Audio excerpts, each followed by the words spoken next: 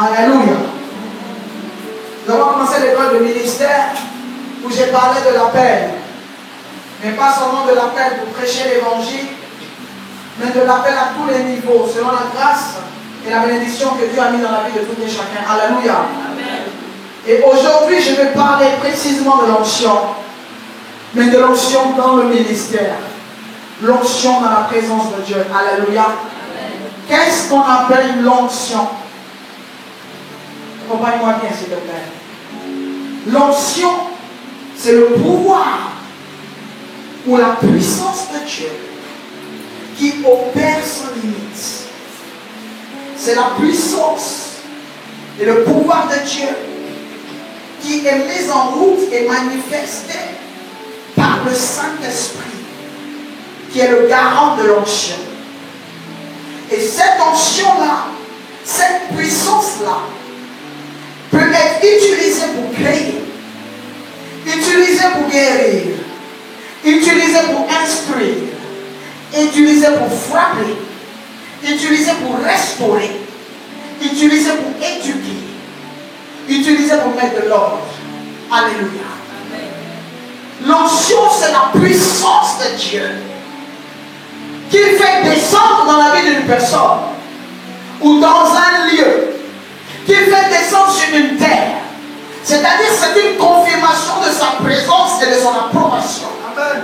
Lorsque l'onction de Dieu descend quelque part, c'est-à-dire le pouvoir de Dieu, mais la puissance de Dieu manifestée, il permet à cette onction de changer l'état de la personne ou de la chose qui rencontre cette onction. Amen. Alléluia. Amen. Je dis à quelqu'un ce soir, tu rencontreras quelque chose. Amen. Qu'on appelle l'onction. Cette chose-là, lorsque l'Éternel fait grâce à une personne de la voir, de rencontrer et de découvrir le mystère caché dans cette onction, la personne qui reçoit l'onction ou le lieu qui reçoit l'onction change d'aspect, change d'état. L'onction, c'est le surnaturel, la puissance surnaturelle qui opère dans le naturel. Car la puissance surnaturelle est déjà dans le surnaturel. Lorsqu'on dit surnaturel, pour les Anglais du supernatural, lorsqu'on parle du surnaturel, on parle d'un niveau au-dessus du naturel. Le naturel, c'est tout ce qui existe sur la terre des hommes et qui est normal. Le surnaturel, c'est un autre système, mais qui est anormal. Et ce surnaturel-là agit sur le naturel. Alléluia. Alors, une personne qui comprend qu'il y a deux mondes, le royaume des ténèbres, qui vient après le royaume de Dieu, parce que le royaume de Dieu est supérieur. Les deux mondes travaillent par le surnaturel. Mais il y a le surnaturel divin et le surnaturel démoniaque. Lorsque Lucifer, qui était un ange de lumière, a été éjecté du ciel, il a été éjecté du ciel, mais l'Éternel ne lui a pas récupéré les dons, la grâce qu'il avait. Et les anges qui se sont révélés avec lui sont descendus sur la terre, n'ayant plus de corps, ont possédé des lieux. Mais avec l'onction, c'est-à-dire avec la chose de Dieu qui était dans leur vie, que Dieu ne leur a pas retranché. Pas parce qu'ils travaillent pour Dieu encore, mais c'est parce que Dieu n'a pas la fin des dons. Les dons ne finissent pas en lui. Donc une génération que Dieu crée maintenant, lorsque Dieu descend sa puissance, il descend sa puissance égale à infini. Je pensais que j'allais dire quelque chose. Et dans celui qui donne le dispensateur de l'onction, il a laissé le royaume des ténèbres et ses éléments avec le pouvoir qu'ils avaient, et il a dosé et multiplié le pouvoir qu'il a donné à ceux qui le servent. Je dis à une personne ce soir de bien le suivre. Tu manifesteras la puissance de Dieu devant le royaume des ténèbres. L'Éternel ne te laissera pas subir encore cette année ce que l'ennemi avait fait dans ta vie les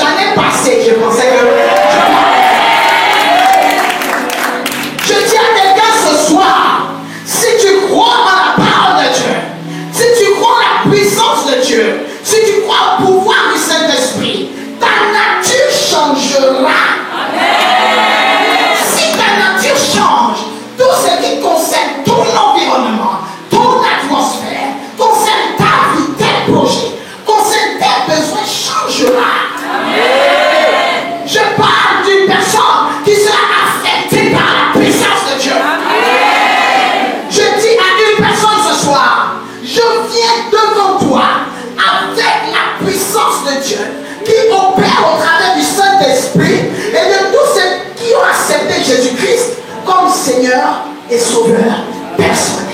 Je dis à une personne qui a Jésus pour maître, tu as choisi le bon maître. Cette année, tes ennemis et ceux qui te combattent verront une mutation prophétique.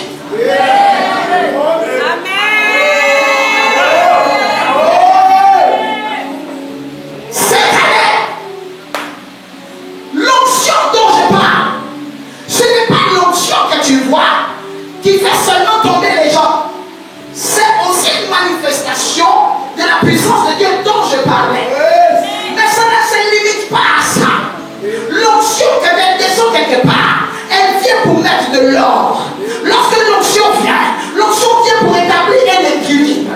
Alors, si quelqu'un était lésé, quelqu'un subissait, une personne vivait la méchanceté, l'oppression, la manifestation des forces des ténèbres, un poids sur sa vie, lorsque l'onction rencontre la vie de cette personne, l'onction vient pour remettre de l'ordre. L'onction, c'est un moyen de rendre justice. Dieu utilise l'onction pour régler les problèmes, pour défendre des personnes. Il utilise l'onction pour mettre de l'ordre. Je dis à quelqu'un cette année, l'Éternel mettra de l'ordre dans tes affaires. Il mettra de l'ordre dans ton ministère. Il mettra de l'ordre dans tes projets. Il mettra de l'ordre dans ta vie au nom de Dieu. Alléluia. J'aime l'onction. C'est-à-dire la puissance de Dieu. C'est l'onction qui permet que nous puissions prêcher l'évangile avec révélation. La Bible dit que la terre était informe et vide lorsque la Genèse se manifeste. Mais la Bible dit quoi? Lorsque Dieu a parlé, ce qu'il a dit s'est accompli. Qui accomplit ces choses lorsque Dieu parle? C'est le Saint-Esprit. C'est ce qui lui appartient, qu'il a détaché de lui, qui fait partie de la Trinité, qui opère pour régler les problèmes et pour exécuter les ordres. Mais le Saint-Esprit opère comment? Il arrive à renverser les situations, à positionner les choses comment? Grâce à l'onction qu'il gère. Il est le garant de l'onction. J'invite le Saint-Esprit ce soir à siéger en ce lieu, à prendre possession, encore une fois, de ma vie, de ta vie, de la parole, qu'il possède les lieux, qu'il possède les projets, qu'il possède les promesses, qu'il possède les prophéties, qu'il possède les hommes, qu'il possède les corps, que des personnes qu'on avait jetées, des personnes qu'on avait rejetées, des personnes qu'on rejettera, des personnes qu'on avait négligées, des personnes sur qui on avait pronostiqué, que ces personnes-là deviennent des instruments de témoignage entre les mains de cette personne. Je dis à quelqu'un ce soir, le Saint-Esprit est là pour toi. Le problème qui te perturbe, qui te dérange, le problème qui te donne des insomnies, le problème qui te donne les vertiges, le problème qui te donne les maux de ventre, je te dis quelque chose. Celui que j'ai invité ce soir, il s'appelle le Saint-Esprit. C'est un invité de Marc. Celui-là, il a droit à toute la gloire. Lorsqu'il vient, il a droit à l'espace. Lorsqu'il vient, il a le droit de le laisser. Il a le droit, il mérite qu'on lui fasse confiance. Parce que c'est lui qui est le représentant légal de l'Éternel. Il prendra ta vie, tes combats, tes projets, du vivant de tes ennemis restants, car plusieurs mourront. Les quelques témoins qu'il laissera, il les corrigera par ta vie. Je dis à quelqu'un qui est en captivité, qui est dans une prison, tu sors de cette prison au nom de Jésus. Alléluia. L'onction, un mystère.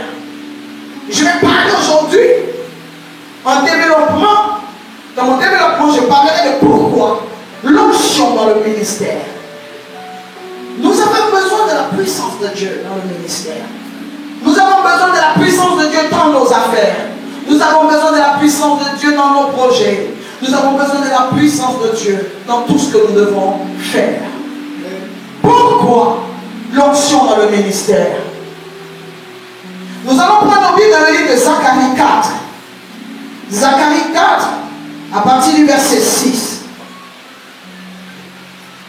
Zacharie 4, verset 6 dit: alors il reprit et me dit, c'est ici la parole que l'Éternel adresse à Zorobabel.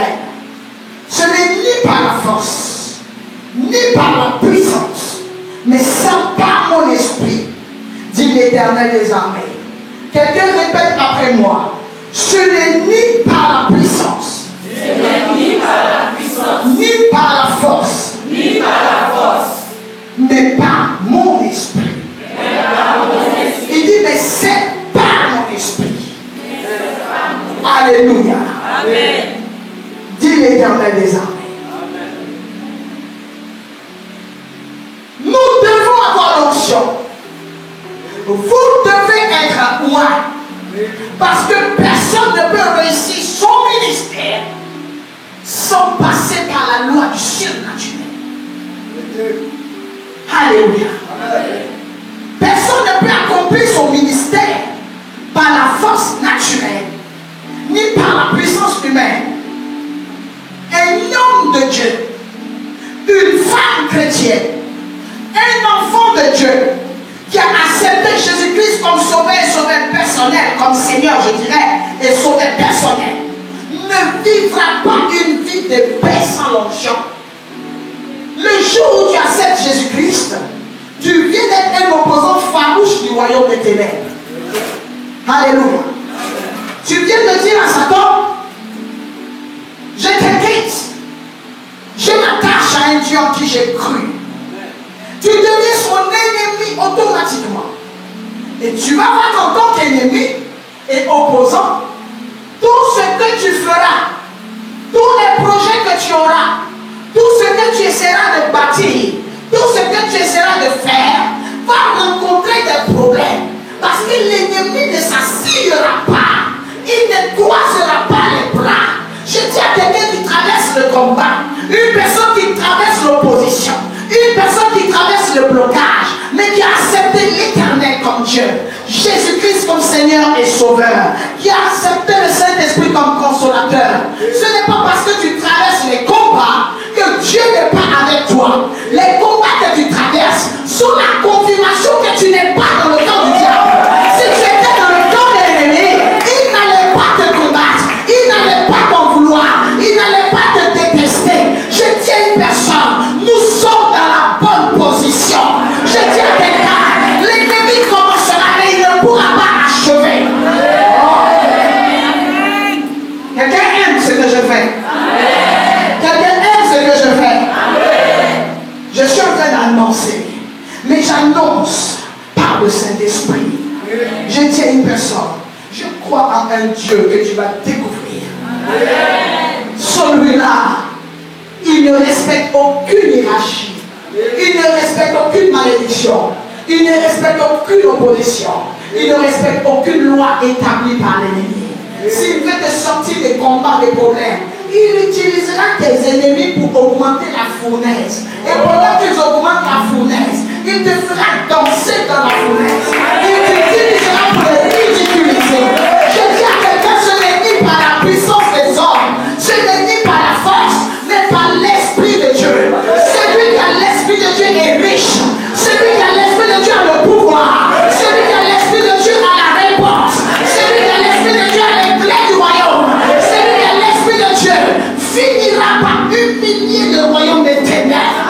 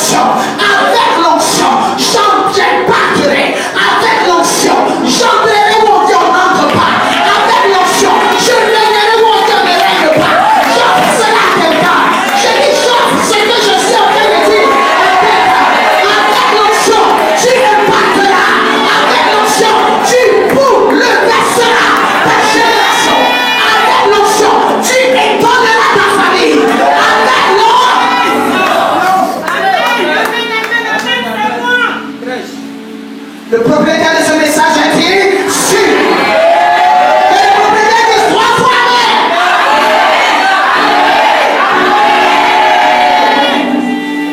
elle n'avait personne, mais elle avait un Dieu. Et c'est ce Dieu-là a mis une onction sur elle. La Bible dit qu'elles étaient 120 filles, car il y avait 127 provinces. Il y avait 127 provinces. Et elle était dans une province, mais pas en tant que princesse. Elle n'était pas là-bas en tant que propriétaire de rien. Elle était une fille en rajout. Alléluia. Il y avait des filles de Miss, des filles de président, des filles de notaire, des filles de conseiller du roi. Il y avait des filles qui étaient nées avec une cuillère en or dans la bouche. Elles étaient nées déjà avec la grâce d'être celle qui allait épouser le roi. Cette fille-là, elle était l'intrus. Elle était le Boissou, le roi rajout. Elle était la personne de s'attendait à elle. Mais il y avait un Dieu. Pendant qu'on ne savait pas comment l'introduire, on ne savait pas comment la positionner, car il n'y avait aucune relation qui allait pouvoir la positionner. On a vu un Dieu qui a mis quelque chose sur elle, qu'on appelle la faveur. Oh, la faveur sort de l'onction, la grâce sort de l'onction, la percée sort de l'onction, la richesse sort de l'onction, l'impact sort de l'onction. Il a mis quelque chose sur la vie de cette fille. Cette fille a reçu quelque chose. La Bible dit, l'onction dans sa vie a commencé à provoquer des problèmes de royauté. La femme du monsieur devait partir. Problématique. L'onction, écoutez, que je parle encore. Que je parle encore. L'onction, quel que soit où tu es, quelle que soit ta position, si cette onction t'est octroyée, si cette onction t'appartient, s'il y a un poste que tu dois occuper, tu ne sais comment y aller, tu ne sais comment toucher, mais c'est une prophétie qui est sur ta vie, c'est une promesse qui est sur ta vie. On a prophétisé, on a annoncé, mais tu ne connais pas le chemin. Envoie l'onction. Je dis si tu ne connais pas le chemin, envoie l'onction. L'onction va provoquer, l'onction va chercher la route, l'onction va fouiller, l'onction va percer, l'onction va faire des trous jusqu'à savoir par où tu dois passer. C'est pour ça que la Bible dit que nos prophéties, même si elles tardent, nous devons les attendre. Elles s'accompliront certainement. Pourquoi nos prophéties s'accompliront certainement? Parce que l'onction opérera.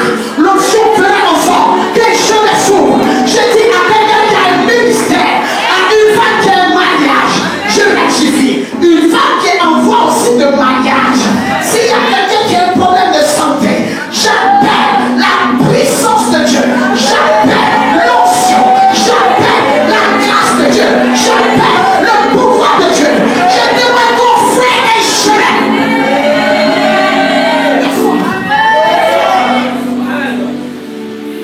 Prends ce que je te donne. Si tu connaissais la femme qui te parle, c'est une femme que l'onction a touchée. Et tout ce qu'elle touche reçoit l'onction. Esther est assise là. Problème diplomatique. Incident monarchique. La femme parle. Mais ça n'ouvre pas la porte. Des fois, il y a des postes que Dieu prépare te donner. On a prophétisé que toi, tu monteras, que tu auras tel poste. Et tu constates que la personne qui occupait ton poste est partie, mais il n'y a rien qui te prouve que tu t'assieds là-bas. Je dis à une personne, ça va se mélanger jusqu'à ce que tu arrives là-bas. Oh! Je dis à une femme qui a son mariage avec une autre femme reine. Je te dis, ça n'aura pas de paix tant que tu n'es pas rentré. Je vois une femme qui a un instrument de stabilité. Je dis à cette femme, je peux envoyer. Est-ce que je peux envoyer? Je peux envoyer. Je peux envoyer. Laisse-moi lancer pour ça. Amen. Alléluia. Alléluia. Esther connaît qu'elle est née pour percer. Mais comment percer? La Bible dit qu'elle était béjamite. Elle était la nièce ou la cousine, mais comme il était vieux, c'était devenu son oncle. Elle était la nièce ou la cousine de Mardoché. Mardoché était juif, mais de la tribu de Benjamin, qui était le petit frère de Joseph. La prophétie qui était sur Benjamin, c'était que Benjamin, malgré qu'il soit petit, malgré qu'il soit le dernier enfant de Jacob, la Bible dit qu'il est comme une louve qui déchire. On n'a pas dit un loup, on On dit qu'il est comme une louve qui déchire. Le matin, il se bat pour avoir son pain. Le soir, il partage le butin. Je dis à une personne, la prophétie qui est sur ta vie, c'est la prophétie qui fait que je suis calme. Ta prophétie est claire et tes ennemis ne savent pas lire les lettres de ta prophétie. Ils ne savent pas décortiquer ce qui est caché dans ta prophétie. Mais les hommes et les femmes de l'esprit qui ont l'onction savent que toi tu n'échoueras pas, savent que tu ne t'arrêteras pas, savent que tu ne seras pas bloqué. Je dis à quelqu'un ce soir, tu impacteras. Et je pousse. Que je le pousse. Quelqu'un dit yeah. Cette fille est là. Il y a un homme aussi qu'on appelle Aman. Lui, il sait positionner quelqu'un. On dit qu'il y a une inspiration de Miss, de défilé, qui allait commencer. Mais dans ce défilé, le roi allait avoir des rapports avec les filles de chaque province. Et quand il finit avec toi, plus personne ne peut te prendre. Tu n'intéresses plus personne parce que le roi est déjà passé. Donc tu vas rentrer dans son âme, comment on dit? Harem, soyez bénis, vous êtes trop instruits, j'aime ça. Et tu rentres dans son harem, c'est-à-dire, c'est quelque chose qui est comme une banque dans laquelle on met ses femmes. Vous devenez comme ses biens, comme ses bœufs, comme son argent, comme ses maisons, comme ses terres. Tu comprends? Ça lui appartient, personne ne peut toucher, mais ça ne sert à rien. À la différence des terres, les terres n'ont pas de cœur, les terres ne respirent pas. Mais un être humain qu'on chosifie, qui est là, qui reste comme ça, qui respire, qui a tous les membres et qui ne peut pas bouger. L'être humain a un esprit, la terre n'a pas d'esprit, la maison n'a pas d'esprit, l'argent n'a pas d'esprit, l'argent n'a pas d'âme. Mais nous voyons des hommes qui ont des âmes, des femmes qui ont des âmes. Je parle à quelqu'un qu'on a mis dans un harem. Je parle à une personne qu'on a bloqué quelque part. Je parle à une personne qui est quelque part dans une prison. Je déclare que l'onction qui brise le jour de la malédiction. Rencontre ta vie, rencontre ton corps, rencontre ton âme, rencontre ton esprit. J'appelle la gloire de Dieu. J'appelle la gloire de Dieu. J'appelle la gloire de Dieu dans ces problèmes. Au nom de les filles passaient. Le roi Assyrus, certaines personnes l'appellent Artaxerxès. Il a commencé à coucher avec sans goût. Couche sans goût. Couche sans goût. Il a toujours quelque chose à dire pour ne pas prendre la fille. Soit elle est courte, elle est grande, elle est grosse, elle est moche, j'aime pas sa voix, elle ne faut rien, elle est nulle au lit. Il a toujours quelque chose à dire. Ces filles qui sont passées avant, elles avaient peut-être la grâce des hommes, mais elles n'avaient pas l'approbation de l'onction de Dieu. La Bible dit que lorsque cette fille-là, qui a été introduite dans un groupe, je parle à quelqu'un qui doit déposer ses dossiers dans un groupe, je parle à quelqu'un qui est en compétition dans un groupe, je parle à quelqu'un qui vit dans une maison dans un groupe, je parle à quelqu'un qui est d'une famille où il y a de nombreuses personnes. L'onction te distinguera. Je suis en train de parler, je dis que l'onction te distinguera. Je suis en train de prophétiser, je dis que l'onction te distinguera. Je suis en train d'annoncer, l'onction te distinguera. N'aie pas peur. Je t'attache à l'onction ce soir. Je n'ai pas peur de tes combats. Je n'ai pas peur de la compétition dans laquelle tu es. Car tu es déjà vainqueur. Je pensais que j'avais fini de je reçois cette parole.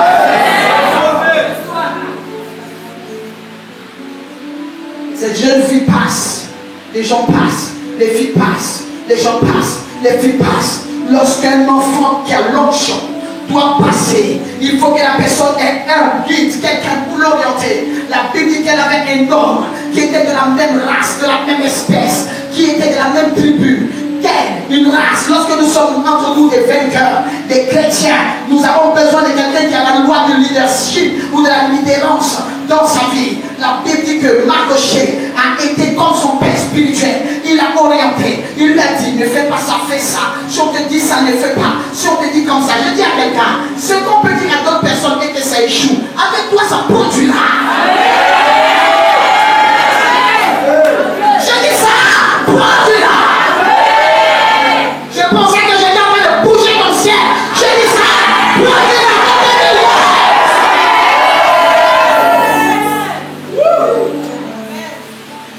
Je dis à quelqu'un, tu perceras. C'est un phénomène. Tu ne vas pas comprendre. comme les autres.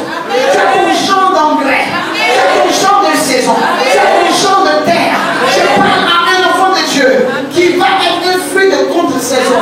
Qui va pousser pendant sa saison et qui va pousser en dehors de sa saison. Je dis à quelqu'un qu'on ne peut plus arrêter. Je dis qu'on ne peut plus arrêter.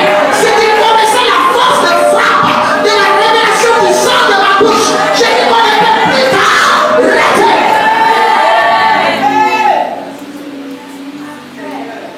Il dit fais ça, fais ça. Une personne qui a l'onction à la grâce de Dieu cherche l'onction. Tu auras la faveur. Où on te disait non, on te dira oui. Tu vas remarquer. Où tu ne pouvais pas entrer. L'onction va t'introduire. Un homme, j'ouvre une parenthèse que je vais refermer pour retourner toujours bien. Un homme qu'on appelle Moïse a quitté l'Égypte en kamikaze. Une loi de mort. Ouentid, recherché. Celui-là, on l'attrape, on le tue. Il n'est pas égyptien. Il a tué un Égyptien. Mais cet homme a rencontré une montagne qu'on appelle le mont Sinaï. Sur cette montagne, il a rencontré le maître de l'onction. L'Éternel l'a visité. La Bible dit que lorsqu'il est descendu de la montagne, il était marié à une femme qu'on appelle Séphora. Séphora avait dormi avec cet homme. Elle avait embrassé, soigné qu'elle était malade. Elle enlevait même des fois les cheveux gris de sa tête. Elle le nettoyait. Mais la Bible dit que ce jour-là, sans faire de gommage, pas de soin de visage, cet homme est descendu de la montagne. La Bible dit que sa propre femme ne pouvait pas le regarder. Je dis à une personne qui est en train de rencontrer l'onction parce que je suis en train de prêcher. Ton visage va changer très bientôt. Il y a des gens qui ne pourront pas te regarder. Je te dis la vérité. Des gens qui t'ont connu dans le passé, qui t'ont combattu dans le passé, qui ont vécu avec toi dans le passé. Je dis que cette année, l'onction fera. Ils ne pourront pas te parler. Ils ne pourront pas te reconnaître. Ils ne pourront pas te coucher. Parce que la gloire, je parle de la gloire de Dieu. Elle agit encore. Il descend. Son visage chante. Les gens ont peur de toi parce que ton visage a changé. Tu ne le sais pas parce que tu ne te regardes pas spirituellement. Tu te regardes humainement, problématique. Je souffre, j'ai des problèmes. Je suis salarié. Le visage de Moïse n'a pas changé quand il était dans son duplex. Le visage de Moïse a changé, il habitait encore chez son beau-père. Je dis à quelqu'un, même si tu es sous couvert, spirituellement tu n'es pas sous couvert de ton père. Je dis à quelqu'un, l'onction opérera encore.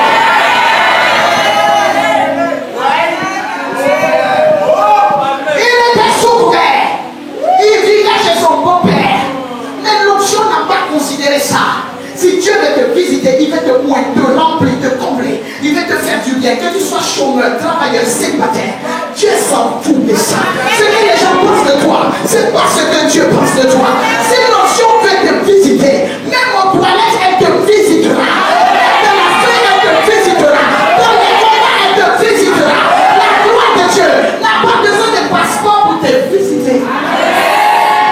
Je pensais que j'avais libéré quelque chose.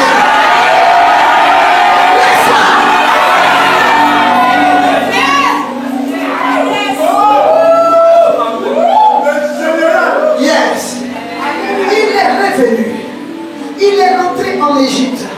Cet homme Moïse, lorsqu'il est arrivé, les gens ont oublié le problème passé. Je dis à quelqu'un qui a un mauvais témoignage. Je dis à quelqu'un dont on parle dans le passé. Je dis à quelqu'un qui a quitté un quartier par manque de moyens pour payer une facture, qui a été chassé d'une maison. Je parle d'une personne qui a laissé l'école par manque de moyens. Je parle d'une personne qui a été laissée par ses amis. Quelqu'un dont on s'est moqué.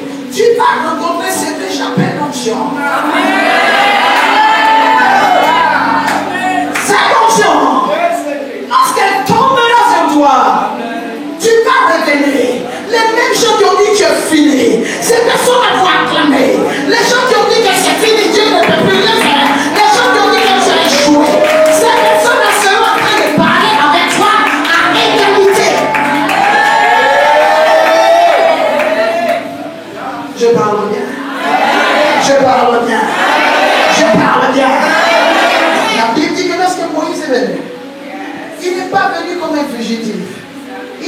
comme un libérateur. Tu as besoin de l'onction pour que les termes avec lesquels on t'a appelé changent. Le prix que tu dois payer pour cette onction. Alléluia. Car cette onction n'est pas chez les Madianites que j'ai pu ça. Que j'ai pu. Les Madianites étaient les descendants d'Ismaël. Et Ismaël était le fils d'Abraham. Mais vous voyez, un homme comme Moïse, lui, il était de la race d'Isaac. Aussi fils d'Abraham. Mais quand il allait chez les Madianites, il était un peu chez ses parents, vous comprenez. Mais nous voyons un homme qu'on appelle Ismaël, qui n'a pas adoré le véritable Dieu. Il est devenu un agneau sauvage. Il allait adorer d'autres dieux, vous comprenez. Mais malgré le fait que Moïse ait vécu chez Pharaon, il a mangé la nourriture de Pharaon. On lui a appris les choses pharaoniques. On l'a envoûté, on a tout fait. Il a vécu chez les Madianites. Il n'a pas été infecté. C'est lui qui les a affectés. Il y a des gens qui ont leur sang qui est déjà capté par Dieu. Même s'ils vivent au milieu des sorciers multiprises. C'est-à-dire que lui-même, il est mauvais. Il est sorcier au village. Mais il travaille en ville. En ville, là, il est dans une confrérie. Après cela, il est maçon, il est rosicrucien. Et il va chez les féticheurs. Même s'il est sorcier mystique multiprise, lorsqu'il va vouloir te brancher, il va se rendre compte que tu es déjà branché au nombre de Christ. Je dis à quelqu'un, on ne pourra pas te tuer, on ne pourra pas t'en foutre, on ne pourra pas te bloquer. C'est bon pour aujourd'hui. C'est bon pour aujourd'hui. C'est bon pour aujourd'hui. C'est bon pour aujourd'hui. Quelqu'un me dit comment?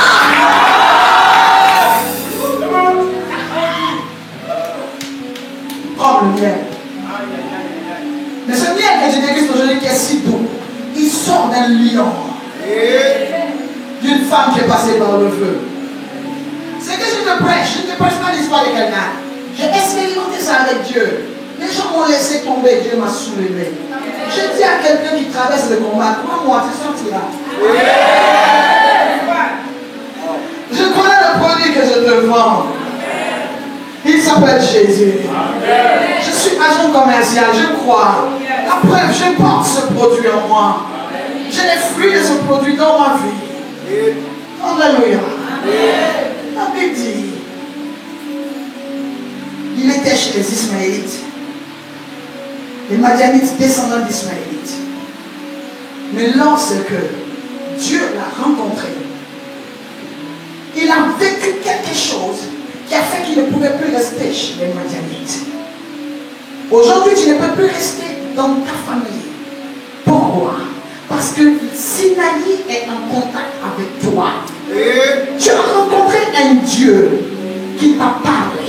C'est ça ton problème.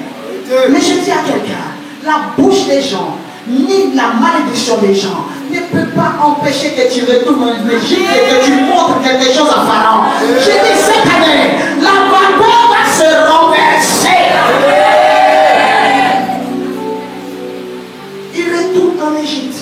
Mais avant d'aller en Égypte, regardez le grand Dieu que nous servons. Ce Dieu-là l'a préparé à la victoire. Au buisson ardent. Ce Dieu-là vient le visiter. Et ce Dieu-là lui montre comment est-ce que, lorsqu'il va rentrer en Égypte, il va pouvoir humilier la puissance des ténèbres qui existe là-bas. Je dis à une personne, si c'était à notre temps, en notre temps et de notre génération, on dira que l'histoire des serpents, mais c'est le diable. Aujourd'hui, nous allons tuer un gros serpent ici dans la cour. Pourquoi? Parce que c'est l'année où notre serpent avale. Tu sais, pendant les temps prophétiques, il y a des signes. Dieu voulait dire à Moïse, il y a un fer devant. Mais quand le buisson s'est allumé, Dieu ne lui a pas dit que tu vas aller faire sortir le serpent. Dieu lui a dit, tu vas aller parler. Mais Dieu ne lui a pas dit le parler qu'il attendait. Il dit, tu vas aller libérer le peuple. Il a dit, mais si je vais, on me demande, je dis, c'est qui? Il dit, c'est Jésus, c'est tout. C'est Jésus qui t'a envoyé. Mais il ne lui a pas dit, arriver là-bas, tu vas rencontrer des magiciens qui vont jeter leur bâton, ça va devenir serpent. Mais le Seigneur a préparé, a fait sortir le peuple. Une prophétie, elle peut cacher beaucoup de choses. Dans ta prophétie, Dieu dit, tu vas te marier. Mais dans ton mariage, tu vas délivrer des gens. Dans ton mariage, tu vas aider des gens. Dans ton mariage, tu vas être élevé. Dans ton mariage, tu vas vivre la gloire. Dans ton mariage, tu auras le ministère. Dans ton mariage, tu verras beaucoup de choses. N'aie pas peur. Il y a des gens qui disent, mais moi, dans ma prophétie, le Seigneur dit sera libérateur. Mais libérateur, il y a beaucoup d'affaires en bas. C'est pendant que tu marches que tu découvriras les non-dits. Qu'est-ce qui est caché derrière ta prophétie qui sera élevée? Dieu dit à Joseph, je vais t'élever. Mais il ne lui dit pas, tu vas passer par le public. Il ne lui dit pas, la femme de Potiphar va te faire ça. Il ne lui dit pas, tu iras en prison.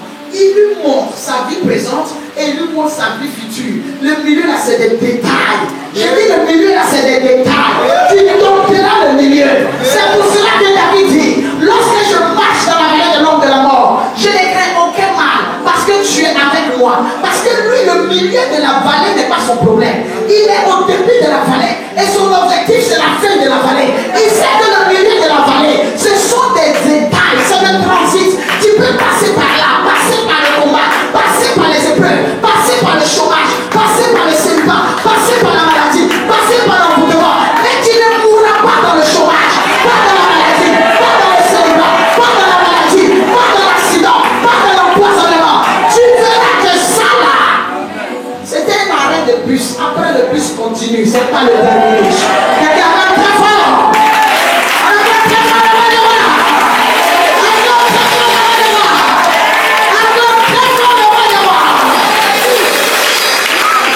Alléluia. Ce n'est ni par la puissance, ni par la force, mais c'est par mon esprit, dit l'Éternel des armées. Dieu a beaucoup de noms, mais quand il se présente comme Éternel des armées, c'est-à-dire que ce n'est ni par la force, ni par la puissance, il se positionne en palabre.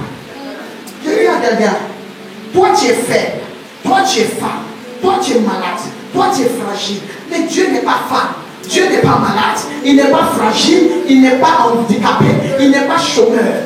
Si toi tu ne peux pas, quoi que tu ne peux pas, mais tu peux parce que ce n'est ni par la puissance, ce n'est ni par la force, mais c'est par son esprit. Quelqu'un répète après moi. Quoi parce que ce n'est ni par la puissance, ce n'est ni par la force, mais c'est par son esprit. Si par la puissance tu n'as pas la puissance, si tu n'as pas la force, si tu as son esprit, je veux dire, si tu as son esprit, tu verras des mystères.